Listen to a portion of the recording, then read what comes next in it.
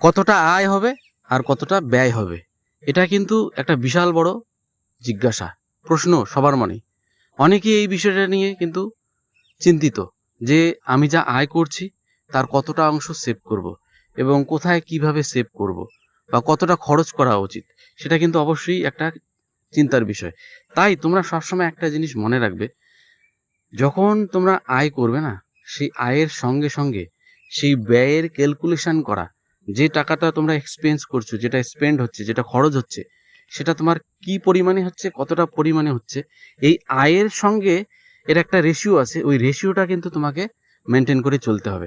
আর যদি এই রেশিওটা মেনটেন করে না চলতে পারো, তুমি যতই ইনকাম করো, ব্যয়টাকে কিন্তু তুমি কন্ট্রোল করতে পারবে না। তাই ওই ব্যয়টাকে কন্ট্রোল করার জন্য এই রেশিওটা কিন্তু তোমাকে বুঝতে হবে। তো আশা করি আপনারা খুব তাড়াতাড়ি এই রেশিওটা এবং আপনার যে ইনকাম আছে সেই ইনকামের সঙ্গে ব্যয়ের যে একটা ক্যালকুলেশন আছে সেটার একটা খুব ভালো সমাধান বের করবেন।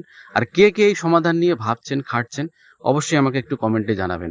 আর এটা নিয়ে অবশ্যই আমি একটা নেক্সট ভিডিও দেবো যে আপনাদের কতটা পরিমাণ আপনার ব্যয় করা উচিত এবং কতটা পরিমাণ আপনার সেভ করা উচিত। Thank you so much for watching the video. যদি ভিডিওটা ভালো লেগে থাকে তাহলে অবশ্যই একটু লাইক, কমেন্ট, শেয়ার করবেন সকলের সঙ্গে। Thank you so much. Thank you.